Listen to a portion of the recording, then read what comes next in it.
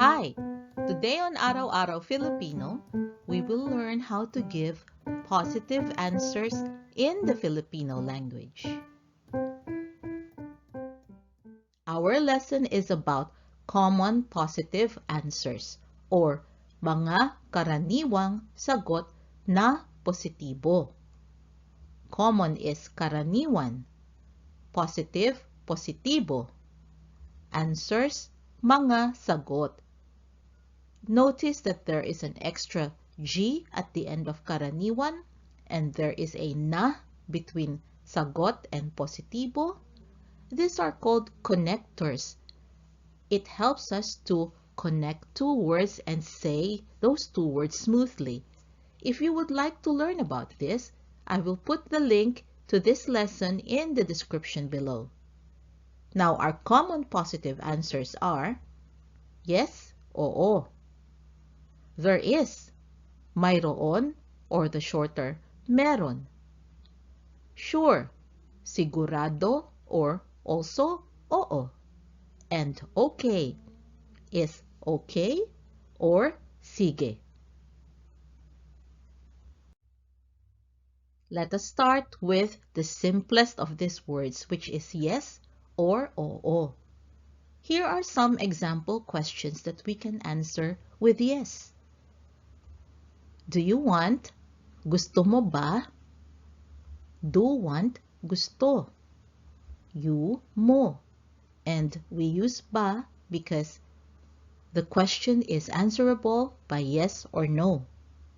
Here's another one. Is this okay? Ayos ba ito? This, ito. Another word for okay is ayos. Did you ask? Nagtanong ka ba? Did ask, nagtanong. You, ka. For all of these questions, your positive answer is yes, oo.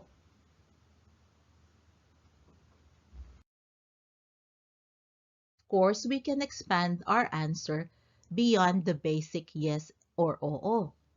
So when we get asked, do you want? Gusto mo ba? We can answer with, yes, I do. Oo, gusto ko. The Filipino version is actually, yes, I do want. It's just that we don't commonly say that in English. We simply say, yes, I do. So, I do is, gusto ko. Is this okay? Ayos ba ito?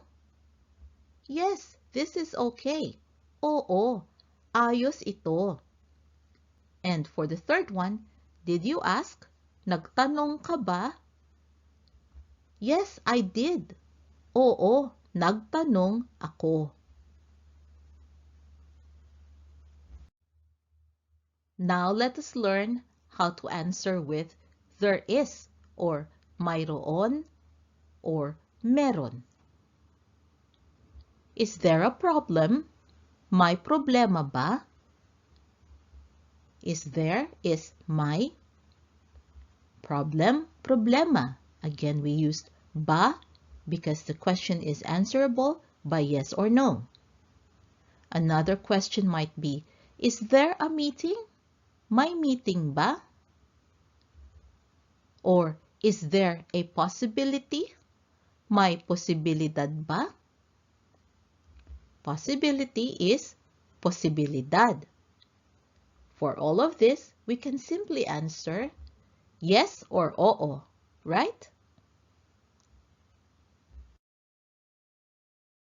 But aside from yes or oo, we can answer with there is, meron, or yes, there is, oo, meron. You can switch around the words mayroon or meron. I just used meron in our examples because it's more common to hear a Filipino use meron instead of mayroon. Now let us expand our answers from the simple there is or meron. Is there a problem? May problema ba? There is a problem. Merong problema. Is there a meeting? May meeting ba? There is a meeting.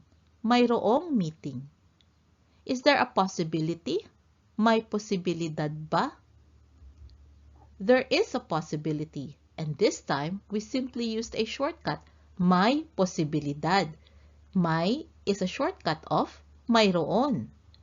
So, there is can also be expressed as may.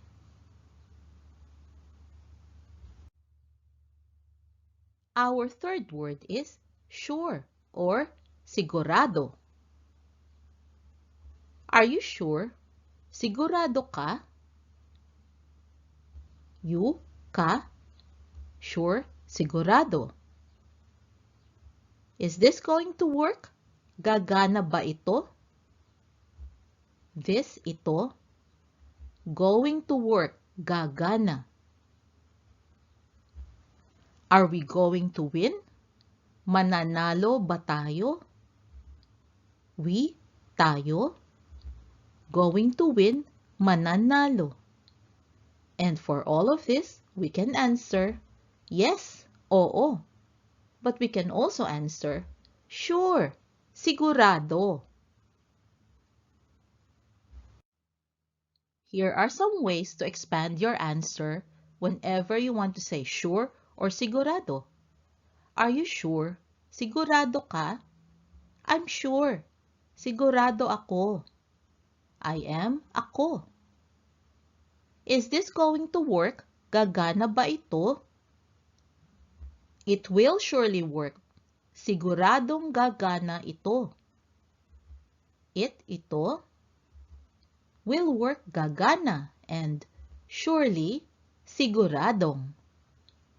Are we going to win? Mananalo ba tayo? We will surely win. Siguradong mananalo tayo. We is tayo.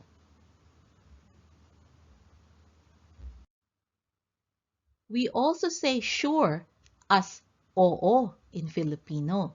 Here is an example. Can I borrow this?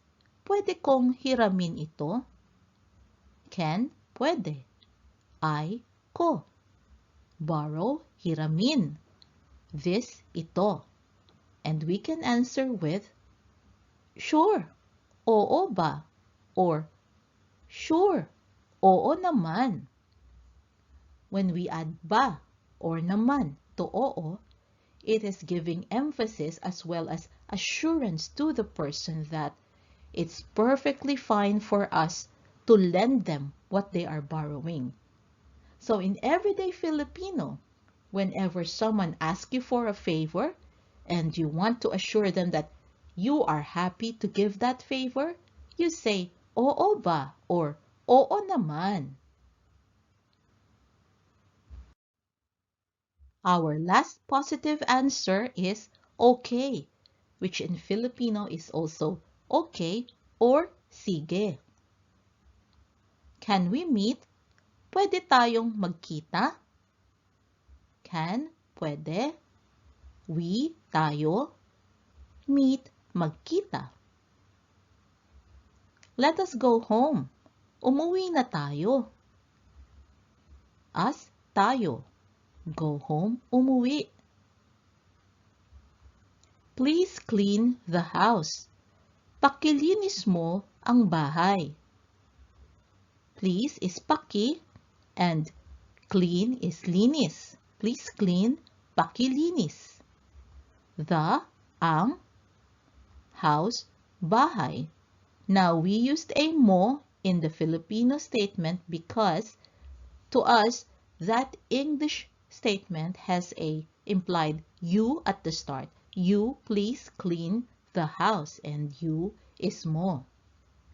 We can answer all of these questions with okay or okay, sige.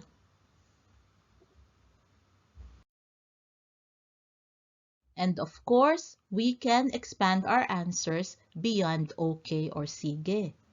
So when we are asked, can we meet? Pwede tayong magkita? We can say, okay, let us meet. Sige, magkita tayo. Let us go home. Umuwi na tayo. Okay, let's go home. Sige, umuwi na tayo. Please clean the house. Pakilinis mo ang bahay. And we can answer, okay, I will. Sige, lilinisin ko. I will is represented by lilinisin ko. It's not a word-to-word translation because the Filipino version is actually I will clean. It's just that in English, it is more common to simply say, okay, I will, minus the clean.